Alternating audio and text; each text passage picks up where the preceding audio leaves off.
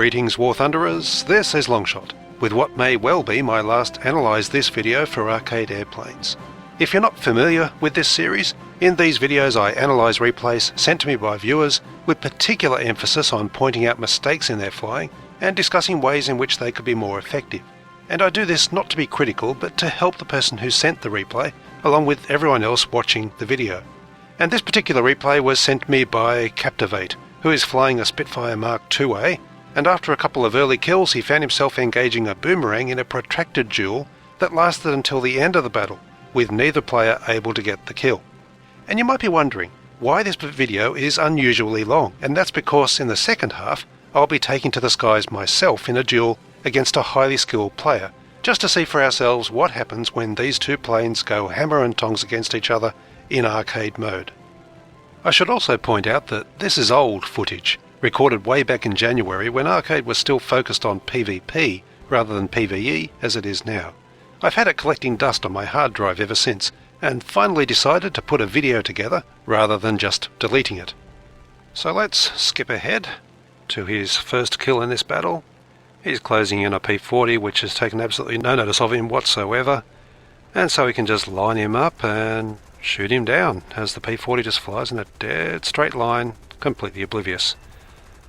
Yep, that's, very simple kill. That's just like shelling peas. One thing to note there is he's using the stealth ammo, and this was at the time when the tracers were considered to be greatly overpowered with the British 7.7mm, so maybe that was one thing he could have done to improve, but I don't know if that is still true of the British light machine gun ammo. This second kill I like. P-51's trying to climb up at him. Captivate's gone to a very nice rudder turn spiral climb there to deny him an easy shot. He sees the P-51 starting to hang back and lose touch. Beautiful little rudder turn there, and he's going to get a nice shot at the full profile of his plane and takes him down. I like that kind of kill. I've done a lot of them myself. It's probably one of the most satisfying ways of shooting down planes in arcade. And now starts the duel. Here is the Boomerang. He's about 1,000 meters below, maybe a bit more, Captivate. We're up at 5,600 meters, so we're quite high. Boomerang is trying to helicopter up to him, and so that is how we begin. Captivate does the same high yo-yo kind of turn. He's just hanging above him now, waiting to see what the Boomerang does. He could potentially have attacked there, but it's always better to observe if you're not sure. One thing I don't really like is his camera work. It seems to be a bit jerky as we close him for an attempted attack here, but the Boomerang is going evasive in the dive, and so there's no way of getting a shot on there, and he's into a zoom climb. The view seems to jerk around, so he's using free look a lot at a time when he's also using his tail controls. So I've covered this in other videos, so I'll just touch on it. That would be something that he could easily do to improve his flying. You can see he's got the tail controls pressed here, there's elevator being pressed, but he's using free look, and so when he lets go of it the view will jerk back round to where the plane is facing. There. And that can be disorientating. Anyway, the way he's trying to fight this Boomerang makes a lot of sense. He's trying to lure the Boomerang into vertical maneuvers in order to get the Boomerang to stall, because the Boomerang has far less engine power than the Spitfire. The difference between them in terms of engine power is huge. So it's a fair bet that he may be able to get that Boomerang to stall out if he can just lure him into trying a vertical attack on the Spitfire. So he sort of has to lead by trying to fly away from him, trying to get that Boomerang to attack him, because the Boomerang is behaving quite aggressively. So he's employing climbing spirals, the usual kind of tactic that I too would go for in this situation. Although he pulls landing flaps here, and that gives him a little bit of extra turning capability, enough to get a good shot at the Boomerang there, and he considers himself very unlucky not to get the kill. But unfortunately, by pulling landing flaps, he has slowed his plane considerably. You really can't use landing flaps on a Spitfire and hope to get away with it for long. You can only really pull landing flaps for very brief periods at very high speeds. And unfortunately, he's deploying them again, and now he is in a turn fight with the Boomerang, and I don't think he any longer has an altitude advantage or an energy advantage, and he's starting to take damage as a result. Now it's his turn to be lucky, because that could very easily have been the end of him. And he's still continuing on with landing flaps, so I guess you can see what my main criticism here would be. Don't use landing flaps generally in a dogfight with a Spitfire, because he'll just kill your speed. And you don't want to be fighting something like a Boomerang on even terms in a dogfight, because the Boomerang's a very sharp turner and probably outrolls the Spitfire as well. So the Boomerang actually has the advantage when it comes to a close quarters, low speed dogfight. And yeah, we have a Yak 1 taking part as well, just to make things a bit more difficult for Captivate. He's managed to turn past him there, and now he's just watching the Yak and taking his eyes off the Boomerang altogether, and this could have been fatal. I have no idea what the Boomerang was doing at this point. Plus, Captivate is still persevering with those landing flaps. Whenever I see it, it just makes me cringe, and I promise I won't comment on it again in this video. He's taking more damage during that turn. I presume the Boomerang's having another ping in him. In fact, yes, there he is. So now he's in considerable trouble. The Yak 1 has an altitude and energy advantage over him. He's still on even terms with the Boomerang, and he's still stuck in a turn fight. And fortunately for him, the Yak decides to give up and fly away. I'm not sure why. He probably could have had an easy kill if he'd hung around. So we're back to the duel with the Boomerang. And it's a question of who can get position on the other plane.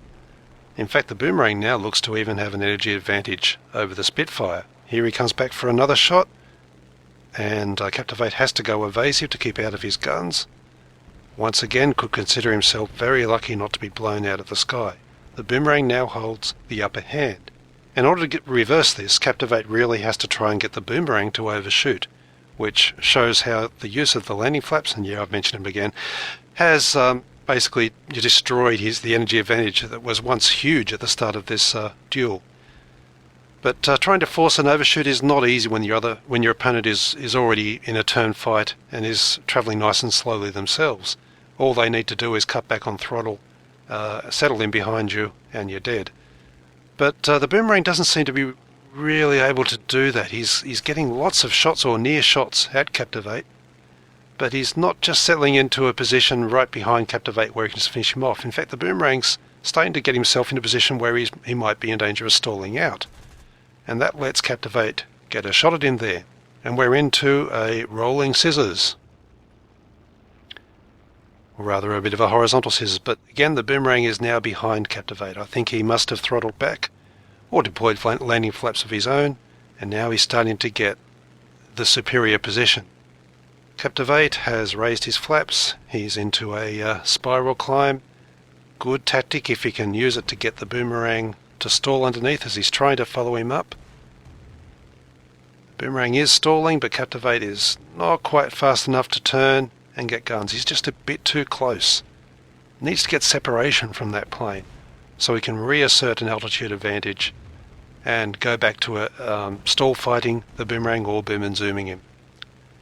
So down into another diving scissors here. The landscape itself presenting quite a challenge now. Boomerang once again in superior position over the Spitfire, landing more hits. Yep, that could have been it too. That Boomerang pilot could consider himself extremely unlucky now. I mean, he does have 2 Hispano cannon. All it takes is that brief burst of those Hispanos, and the Spitfire should be history.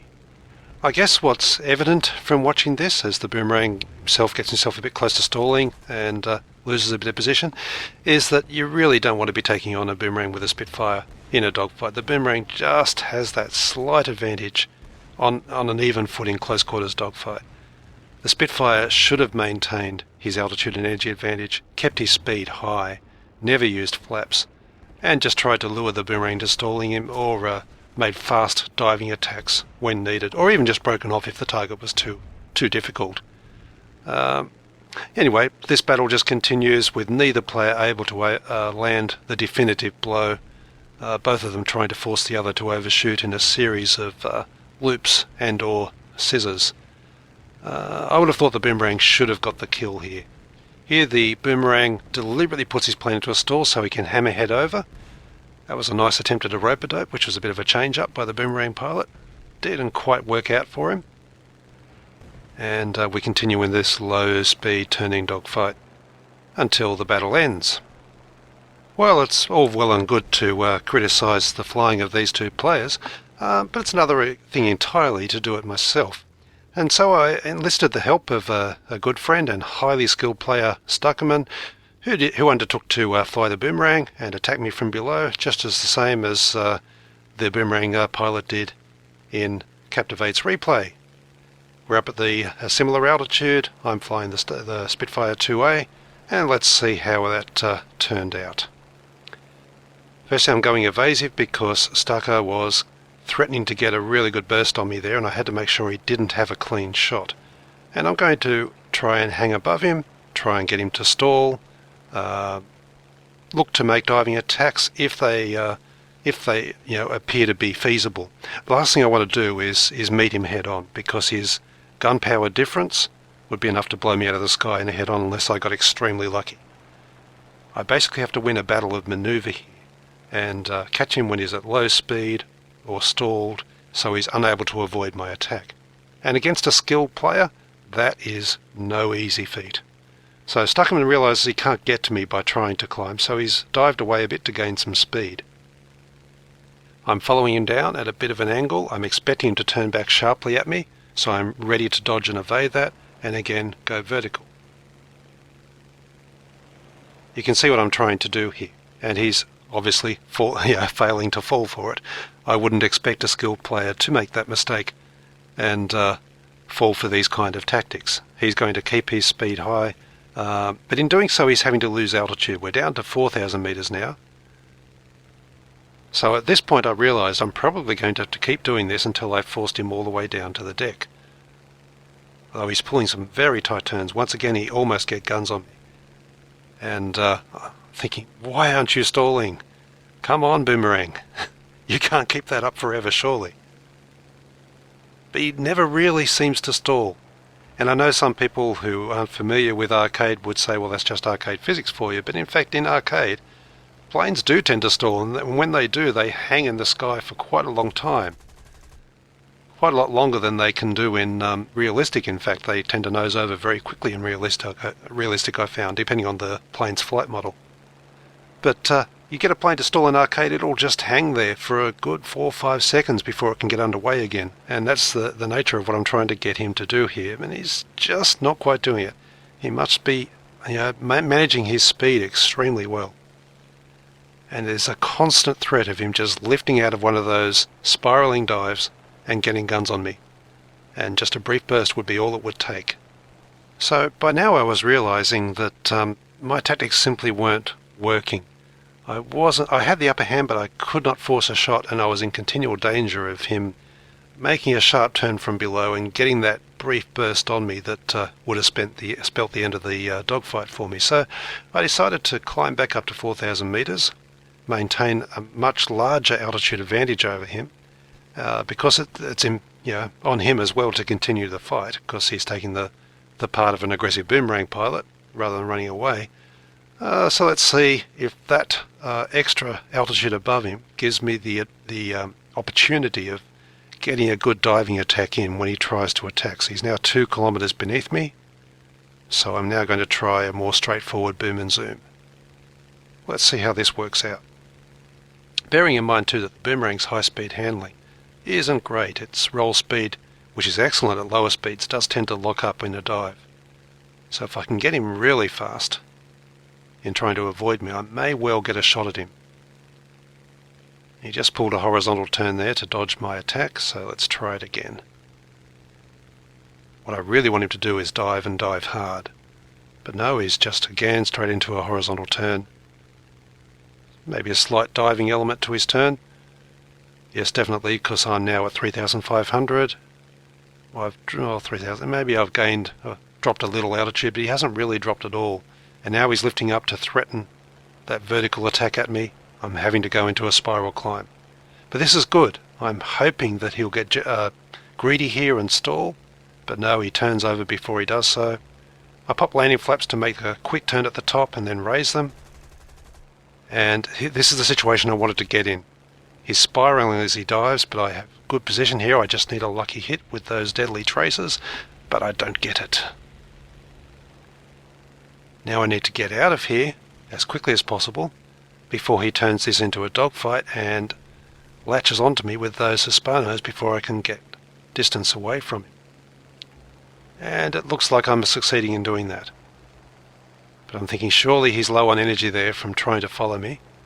I'm just deploying the combat flaps to avoid getting too fast now. Sorry, the landing flaps. But once again, his spiraling in the dive denies me a shot. And I'm trying to extend away to regain separation before he gets guns on me, hopefully. Now down at 2,000 meters, so from my point of view this is starting to work. He's starting to run out of room in which to maneuver. Into a split S he goes. I'll just maintain my altitude advantage over him. Okay. He'd now be about 500 meters off the ground, I estimate. So if I can get him to dive right down there, then hopefully I can get him down to a low energy state. I'm sure in RB this would be a lot easier. The differences between these planes would be far more marked, and the Boomerang would last nowhere near as long. In arcade, you could argue that, well, it's a case of all arcade flight models being the same, but it's not really that. Sure, I mean, acceleration is faster in arcade, which is allowing him to recover from a low energy state a bit quicker, but on the other hand, one of the main things in his favour is he can go into a very steep dive without fear of his plane breaking up, which it may well do in realistic. And he can deploy flaps at high speeds, which again he could not do in realistic. Pushed him down into another dive.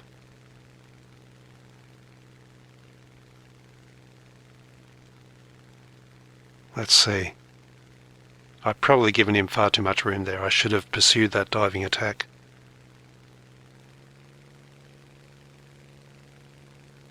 He'd be very close to ground level now.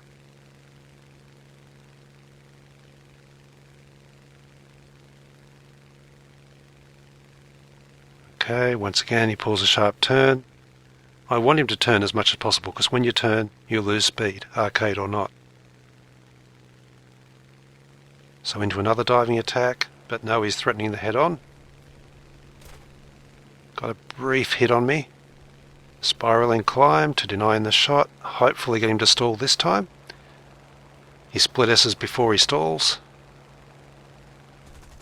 And I've got to hope that these lethal traces manage to connect. They do. I get a hit. But that's all. Nothing decisive, and now once again I need to get away before I overshoot and end up in front of his guns. So once again into that spiral climb. Being careful not to climb in a straight line, because he'll just nose up and follow me.